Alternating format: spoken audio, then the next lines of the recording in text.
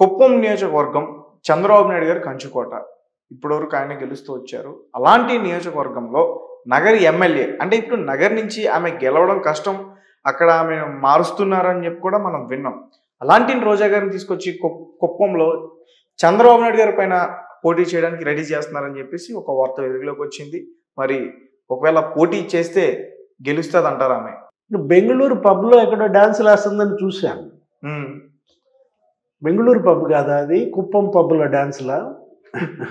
మంత్రి గారు రోజా నిన్న మొన్న ఈరోజు పేపర్లో కూడా చూసినట్టు గుర్తు, మీడియాలో ఆమెను తీసుకొచ్చి కుప్పంలో పెడితే 1,00,000 మెజారిటీ అంటే ఆయనకి ఎక్కడొచ్చుదా అనుకున్నా నేను.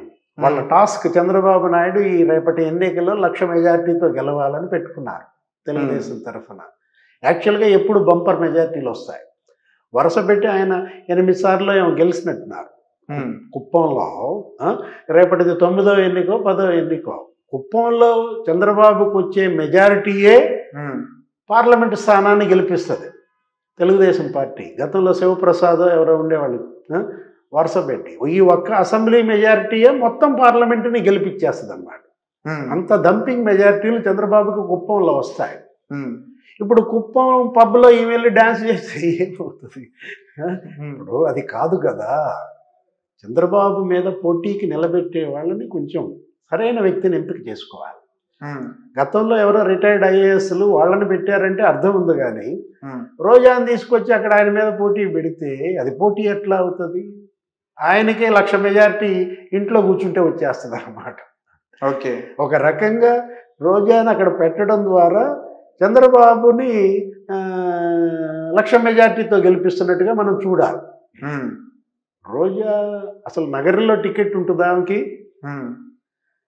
తీవ్రమైనటువంటి వ్యతిరేకత. ఎవరైతే చంద్రబాబు తెలుగుదేశం పార్టీ పైన దూషణలు చేశారో, అసభ్య పదజాలాలు వాడారో, వాళ్ళందరూ ఇవాళ ప్రజల దృష్టిలో, జనం దృష్టిలో దోషులుగా మిగిలిన పరిస్థితుల్లో ఆ తీవ్ర వ్యతిరేకత చూసి వాళ్ళకి తన టికెట్లు నిరాకరిస్తున్నాడు. ఇప్పుడు పేర్ని నానికి టికెట్ ఎందుకు ఇవ్వలేదు? వాళ్ళ కొడుకు ఎందుకు ఇచ్చాడు? పేర్ని నాని నోటి దురుసుతనం. జనసేనాని ఇప్పుడు పవన్ కళ్యాణ్ మీద ఈ తీవ్రంగా ధ్వజం ఎత్తాడు. ఇక పవన్ని తిట్టడమే పని ఎవరికి? పేర్ని నానికి. దానికోసమే ఆయనకి మంత్రి పదవి ఇచ్చినట్టుగా.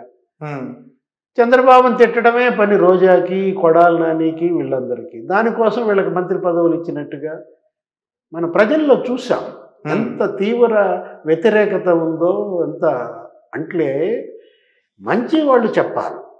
వాళ్ళ పోర్ట్ఫోలియోలో సాధించిన అభివృద్ధి మీద వీళ్ళు ఏనాడన్నా ప్రెస్ మీట్ పెట్టారా?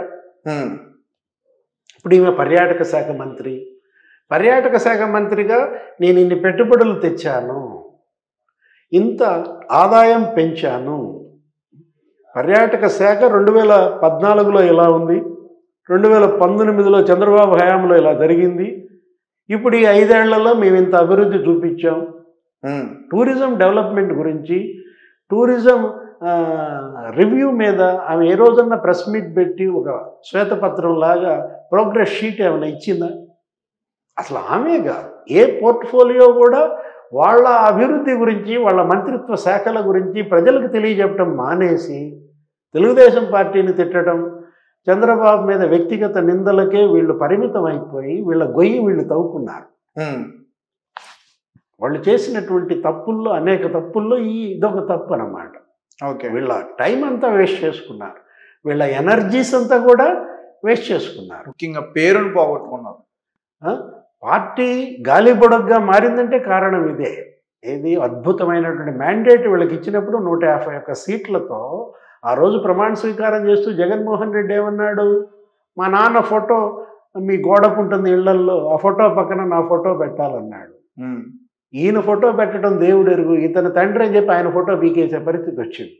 ఓకే, అంటే దురదృష్ట పరిణామాలు ఎలా తన్నుకొస్తున్నాయి అనేది మనం చూసినట్లయితే రాజశేఖర్ రెడ్డి వీరాభిమానులే ఇవాళ జగన్మోహన్ రెడ్డికి దూరం అయ్యారు. వీళ్ళంతా కూడా అదే కదా.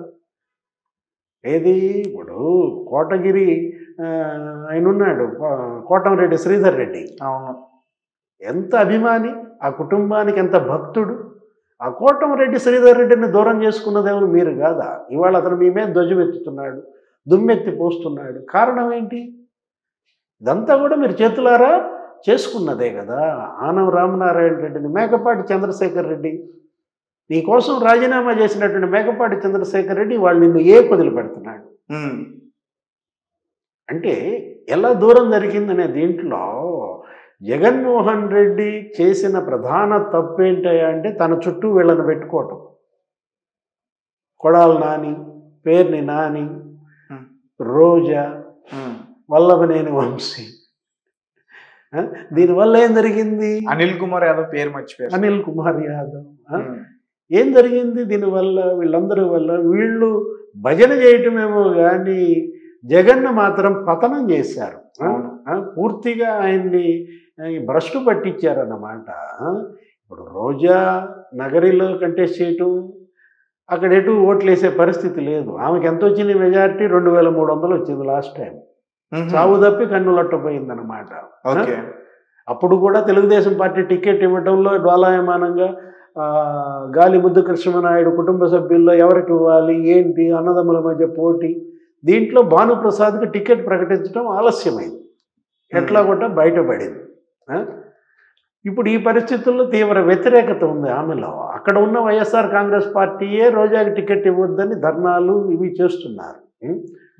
ఈ పరిస్థితుల్లో తనకి టికెట్ రాదని గ్రహించి ఒకవేళ వెళ్తే కుప్పం టికెట్ అడుగుతుందా తెలియదు. కుప్పం వెళ్ళి ఆమె సూయిసైడ్ చేసుకుంటుందని మనం అనుకో, పొలిటికల్ సూయిసైడ్ అవుతుంది. కుప్పంలో చంద్రబాబు మీద పోటీ చేయడం అనేది, ఆల్రెడీ అక్కడ భరత్ ఉన్నాడు ఎమ్మెల్సీ, వాళ్ళ ఆధ్వర్యంలో పెద్దిరెడ్డి రామచంద్రారెడ్డి కుప్పం మీదే కాన్సన్ట్రేట్ చేశాడు.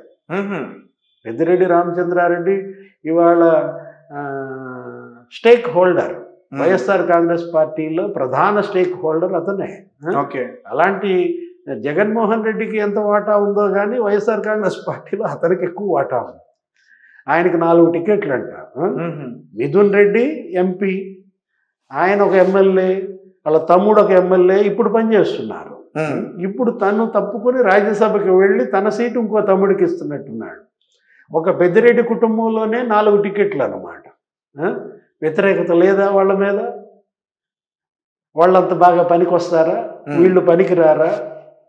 పెద్దిరెడ్డి రామచంద్రారెడ్డి కుప్పం మీదే కాన్సన్ట్రేట్ చేసి అల్లకల్లోలం చేసి గత 5 ఏళ్లుగా కుప్పంలో జరిగిన పరిణామాలన్నిటికీ తప్పుడు కేసులు, అక్రమ నిర్బంధాలు మనం చూసాం. అక్కడ ఏ విధంగా తెలుగుదేశం పార్టీని టార్గెట్ చేశారో, హెరాస్ చేశారో. బాధితులు పెరిగిపోయినప్పుడు ఆ బాధితులంతా ఏకమవుతారు, వీళ్ళకి వ్యతిరేకంగా పనిచేస్తారు. జగన్ బాధితులంతా ఏకమయ్యారు. అవును, బాధితుల్ని పెంచుకోవటం జగన్ చేసినటువంటి ప్రధాన తప్పు. ఈ పరిస్థితుల్లో కుప్పంలో రోజా వేస్తే ఓడిచ్చేది పెద్దిరెడ్డి. ఎవరో కాదు, పెద్దిరెడ్డే దగ్గరుండి చంద్రబాబుని గెలిపించి రోజారింటికి పంపిస్తారు. Okay sir. So thank you so much sir. నమస్తే. నమస్తే.